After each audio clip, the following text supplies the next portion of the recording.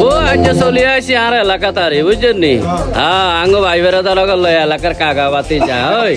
এইলো ওই আপনারা তো আরেকজন লোক দেখবেন বুঝছেন নি আঙ্গ কালতো ভাই আর এই বাবলু মি